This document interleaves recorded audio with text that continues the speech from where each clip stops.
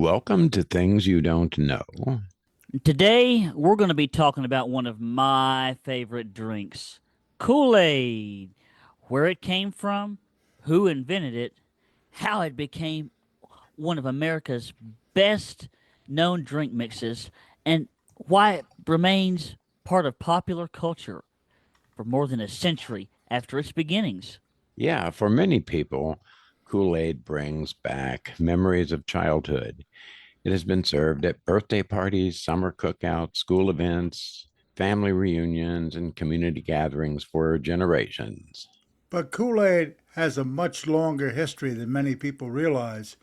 Its story begins with a young inventor, mail order products, changing technology, and the growth of American consumer culture during the early 20th century. It also reflects changes in advertising, manufacturing, grocery stores, transportation, and the way companies learn to market products to families across the United States. And while Kool-Aid is usually associated with fun and family life, it has also become connected with a very different historical event through a phrase that many people still recognize today. We'll discuss that later in the episode and explain the history carefully and accurately. Today we'll examine Edwin Perkins, the inventor of Kool-Aid, the move from liquid concentrates to powdered drink mix, its nationwide popularity, memorable advertising campaigns, the Kool-Aid Man, and the product's lasting influence on American culture. Now, before Kool-Aid existed, flavored drinks were already popular in the United States. During the late 19th and early 20th centuries, people often made fruit drinks at home using fresh fruit, sugar, syrups, or bottled concentrate. Many companies sold flavoring extracts and concentrated fruit syrups through grocery stores and mail order catalogs. Some products were marketed as refreshments, while others were promoted as health tonics or household necessities. This was also a period when packaged foods were becoming more common, and advances in food processing, transportation, and printing allowed manufacturers to sell branded products across much of the country. Americans were becoming more familiar with products that came in standardized packages instead of being mixed by local shopkeepers. National brands were beginning to earn consumer trust through consistent quality and recognizable advertising. That changing marketplace created opportunities for inventors and entrepreneurs. Someone with a practical idea could sometimes build a successful business by offering a product that was easier to use, less expensive to ship, or more convenient for families. One of those inventors was a young man from Nebraska named Edwin Perkins. Let's talk about him, Dr. Weaver. Yeah, let's do it. Certainly, Edwin Perkins was born in 1889. As a young man, he showed an interest in chemistry, experimentation, and business. He enjoyed finding practical solutions to everyday problems. His family eventually settled in Hastings, Nebraska, which would become closely associated with Kool-Aid history. Even today, Hastings practically recognizes its connection to the product. Yes, Perkins experimented with household products and mail order goods long before he invented Kool-Aid. Like many entrepreneurs of the period, he was willing to test different ideas until he found one that succeeded. Among the products he developed was a line of liquid fruit concentrates called Fruit Smack. Customers mixed the concentrated syrup with water to produce flavored drinks. Fruit Smack came in several fruit flavors and attracted customers, but it also created a practical problem for the business. Shipping liquid products was expensive. Glass bottles added weight, increased transportation costs, and sometimes broke during shipment. Those problems reduced profits and made nationwide distribution far more difficult. Rather than accepting those limitations, Perkins began looking for a better way to sell the same product. Yes, and his goal was simple: keep the flavor, remove the unnecessary liquid, and create something that would cost less to package, store, and ship. Yeah, that idea would eventually become one of the best known powdered beverage mixes in American history. Edwin Perkins' breakthrough came when he figured out how to remove the liquid from fruit smack while keeping the flavoring ingredients instead of shipping bottles filled mostly with water. He could then sell a concentrated powder that customers would simply mix with water at home. That solved several problems at once. Powder was lighter than liquid, less expensive to package, easier to transport, and far less likely to be damaged during shipping. And also, it made storage simpler for both stores and customers. A small packet could sit on a grocery shelf or in a kitchen cabinet without taking up too much space. For sure, in 1927, Perkins introduced the powdered version of his drink mix. At first, the product was called Kool-Aid, ADE. The spelling reflected a common advertising style of the period. Companies often altered the spelling of words to create distinctive brand names that customers would remember. And before long, the name changed to Kool-Aid. That's Kool-Aid.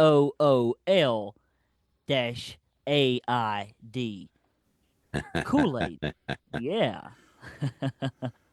Which became the permanent spelling recognized around the world today. Although the name changed slightly, the basic idea remained the same: an inexpensive, flavored powder that could quickly be mixed with water and sugar to make a fruit drink for the entire family. That combination of convenience and affordability proved to be one of the product's greatest strengths. You're absolutely right, Dr. Dineen. Now, Kool-Aid did not begin with dozens of flavors. Like many new food products, it started with a relatively small selection. Yeah, early flavors included grape, cherry, raspberry, strawberry, lemon lime, orange, and root beer. These were familiar tastes that appealed to a broad range of customers. Root beer stands out because many people today think of Kool Aid only as a fruit drink. During the company's early years, however, root beer flavor was an important part of the lineup. Over time, consumer preferences changed. Some flavors became more popular than others, while new flavors were introduced to keep pace with changing tastes. Yes, indeed. Got to keep up with the demand, huh? Keeping up with the Joneses, right, Dr. Weaver? Well, yeah, or yes. Grape eventually became one of the company's signature flavors. One of my absolute favorite flavors. Yeah, but cherry, tropical fruit, lemonade, and many others also developed loyal followings. Product development did not stop with flavors. The company regularly adjusted recipes, introduced limited editions, and experimented with new combinations to attract customers. And that willingness to adapt helped keep Kool-Aid relevant as American tastes changed from one generation to the next. And one reason that Kool Aid became especially successful was the adaptation to that from the timing that was happening. You're absolutely right, Dr. Weaver. Barely 2 years after Kool Aid was introduced, the United States entered the decade long Great Depression following the stock market crash of 1929. When that was, many businesses went under. That's exactly right, Dr. Weaver.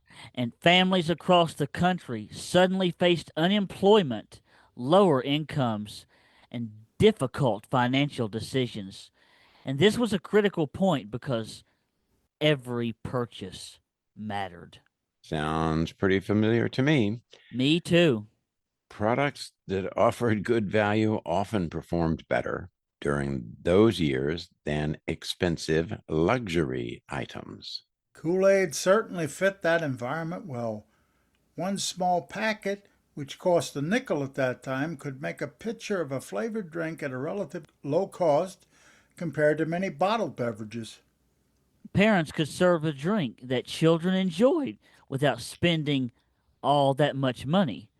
During a period of economic hardship, that really did matter. Absolutely, it mattered. The company recognized the importance of affordability.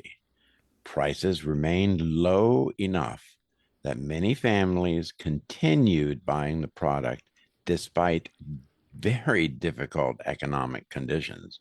Grocery stores appreciated products that were inexpensive to stock and easy to display. Small packets required little shelf space and could be shipped in large quantities.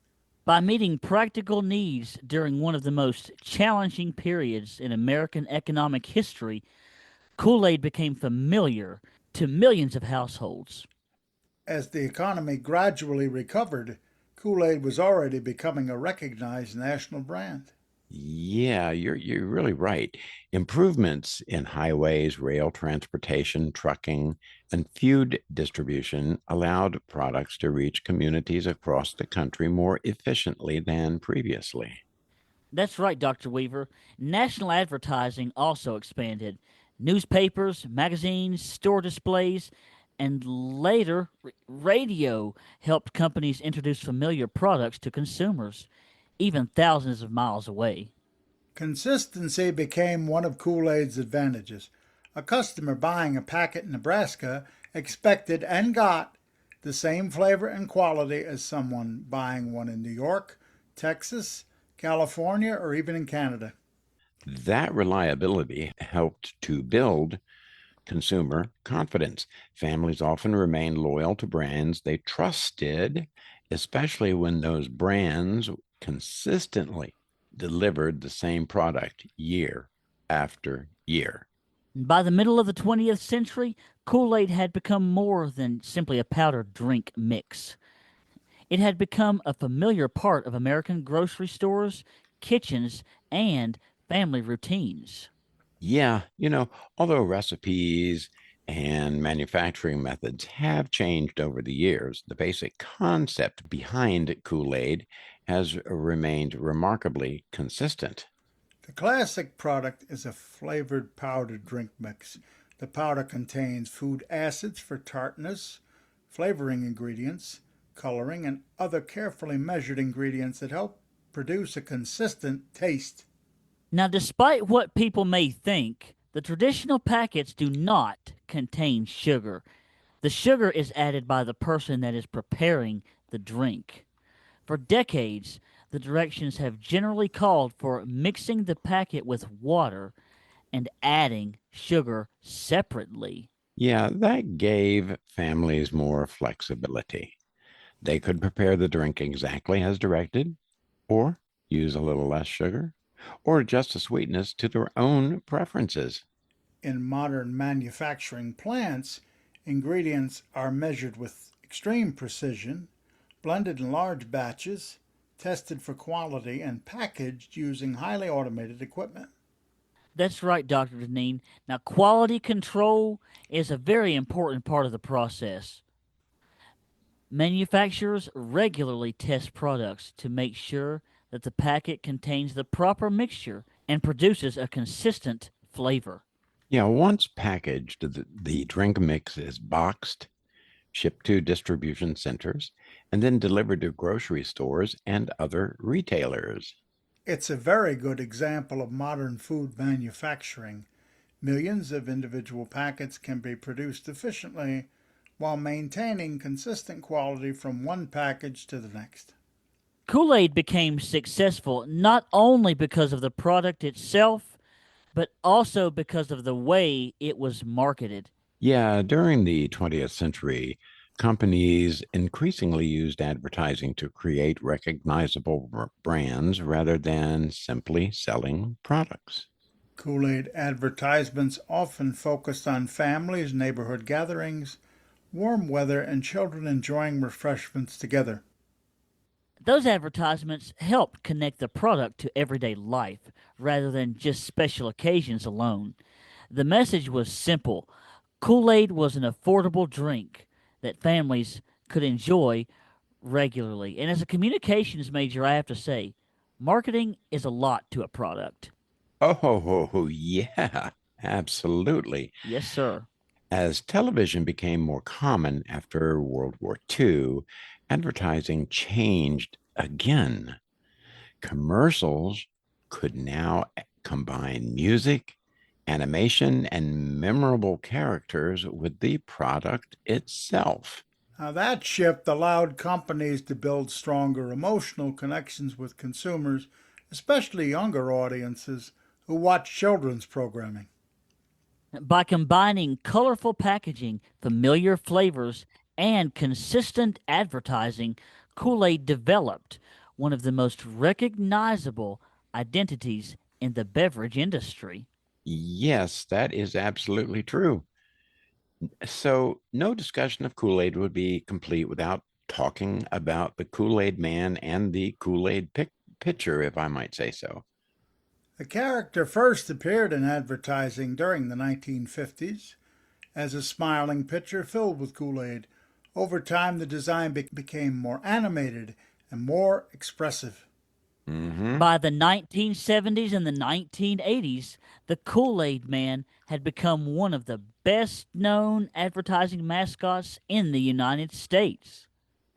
Yeah, his most famous entrance involved crashing through a wall to help children who needed something refreshing to drink.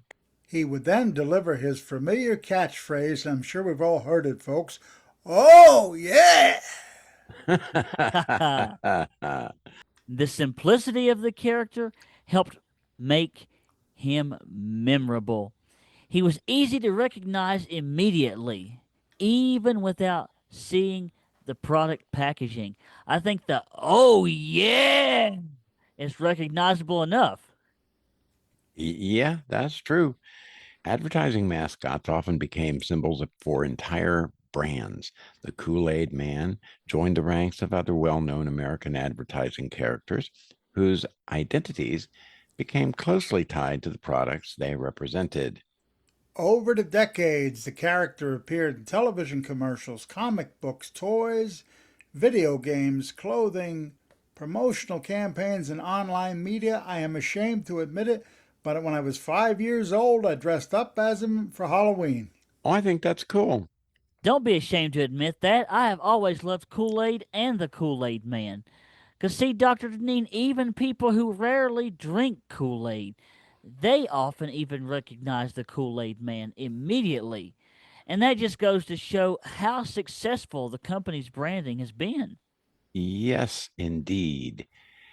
Although Kool Aid is strongly associated with the United States, it has been sold internationally for many years. Different countries have offered different flavors, package sizes, and recipes depending on local tastes and regulations. And in some places, consumers are more familiar with ready to drink beverages than powdered mixes.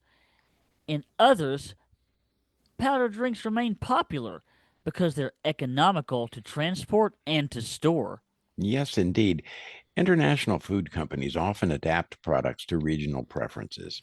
A flavor that sells well in one country may not be so popular somewhere else.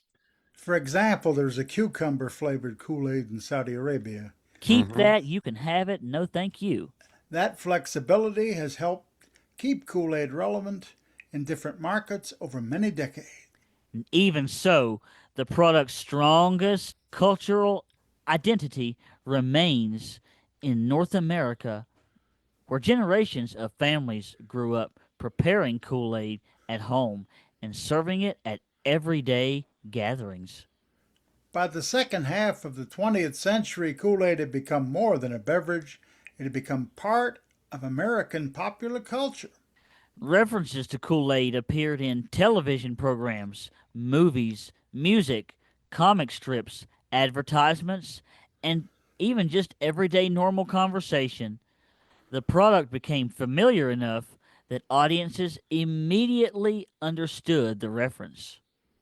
That kind of recognition is quite significant. Very few grocery products become cultural symbols. Most remain simply items on a store shelf. Kool-Aid's bright colors, easily recognizable packaging, and memorable advertising helped it stand apart from many competing products. The brand also became closely associated with childhood. Many Americans remember drinking Kool Aid during summer vacations, neighborhood play, birthday parties, school activities, family picnics, and community events. Those shared experiences created a sense of nostalgia. Adults often introduced the drink to their children because it reminded them of their own childhoods. That pattern is common with many well-established food brands. A product survives not only because of its taste, but because families continue passing traditions from one generation to the next. Today, Kool Aid continues to appear in recipes, frozen desserts, craft projects, social media, and popular entertainment, showing that its influence extends well beyond the beverage itself. We also need to discuss a phrase that has become part of everyday English: drink the Kool Aid. That happened after the large-scale deaths in Jonestown and Guyana in 1978 under the leadership of Jim Jones.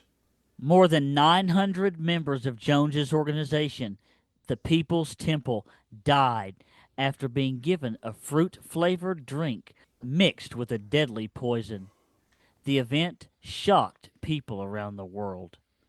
Yeah, over time, many people began to use the phrase drink the Kool Aid to describe someone who unquestionably accepts an idea, leader, or organization without careful thought. Historians often point out an important detail, however. Evidence from the scene indicates that the drink used was primarily a similar product called Flavor Aid, although other beverage mixes may also have been present. Even so, the public had already connected the tragedy with the Kool Aid name, and the phrase entered popular language. Today, many people know the expression without having any idea where it came from or that the historical details are more complicated and more deadly than the phrase suggests. Because of the enormous loss of life, historians generally encourage people to remember that the event was a human tragedy, not simply the source of a familiar saying. Quite so. It's an example of how language sometimes separates from history. A phrase may become widely used even though it oversimplifies or partially misstates the historical facts. Now, as far as the Kool Aid brand itself, the Jonestown tragedy was not connected to the company's advertising or products. Yet, the expression has remained part of American vocabulary for decades. Yeah, like many long running food brands, Kool Aid has continued to evolve. Over the years, the company has introduced sugar free varieties, liquid drink enhancers, pre sweetened mixes, ready to drink beverages, frozen treats, and other products based on the original concept. Consumer tastes have also changed. Many people now pay closer attention to sugar content, artificial colors, ingredients, and nutrition than previous generations did. Yeah, food manufacturers throughout the industry have responded by offering more options to meet different consumer preferences. Even with those changes, the original unsweetened packets remain widely recognized and continue to be sold in grocery stores all over the world. And that longevity is remarkable. Very few packaged food products introduced in the 1920s are still familiar to millions of consumers nearly a century later. Yeah, it's true. The brand has also expanded into licensed products and collaborations appearing on candies, desserts, novelty items, and other foods that borrow the recognizable Kool-Aid name and flavors. Those partnerships help introduce the brand to new generations while reminding older customers of a product they have known and enjoyed for much of their lives. It's another example of how an established brand can remain relevant by adapting without abandoning the qualities that made it successful in the first place. Yeah, let's kind of wrap this up here. Kool-Aid began with one inventor trying to solve a practical business problem. Edwin Perkins found a way to remove the liquid from a fruit concentrate, making the product less expensive to package, transport, and sell. What started as Fruit Smack became Kool-Aid with an E in 1927, and soon afterward, Kool-Aid as it's spelled today, AID. The change seemed small, but the product would go on to become one of the most recognizable drink mixes in the world. Its success came from a combination of factors: affordability, convenience, recognizable flavors, consistent quality, and effective advertising. During the Great Depression, those qualities helped introduce the product to millions of families. Yes, over the decades, Kool-Aid adapted to changing times. New flavors were introduced, manufacturing methods improved, advertising evolved, and the product expanded into new forms while remaining recognizable from generation to generation. The Kool-Aid Man became one of the best known advertising mascots in American history, showing how a simple marketing idea could become part of popular culture. The brand also became connected to the expression drink the Kool Aid, even though the tragic events at Jonestown involved a more complicated historical reality than the phrase itself suggests. Understanding that distinction reminds us that popular language does not always preserve historical accuracy. Yeah, the history of Kool-Aid also reflects larger changes in American life. It illustrates the growth of national brands, the expansion of grocery distribution, advances in food manufacturing, the development of modern advertisement, and changing consumer preferences over the course of the 20th century. You know, ladies and gentlemen, it's easy to think of Kool-Aid as simply a powdered drink mix, but behind that familiar packet is a story involving invention, entrepreneurship, economics, transportation, marketing, and nearly 100 years of American business history. And it also reminds us that some of the most familiar products of everyday life often have surprising and rich histories. A simple item on a grocery shelf can tell us about technology, commerce, culture, and the ways companies responded to the changing needs of consumers. Whether someone remembers making Kool-Aid at home, seeing the Kool-Aid Man on television, or simply recognizing the name in a grocery store, the product has remained part of American life for generations. Its story is one of innovation, adaptation, and lasting recognition. Few food products have maintained such a strong presence for so many decades. And that's the larger lesson here. Everyday products often have histories that reach far beyond the kitchen.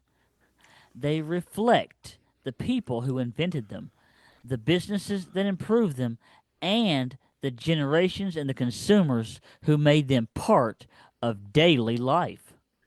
Okay. Well, for things you don't know, I'm signing off for Dr. Dineen and Chandler Foster. We thank you for listening, and please return for more episodes and let us know what other historical topics you might like us to explore. And don't forget to give us a like and a subscription, and come on back and see us. Bye for now. Bye bye.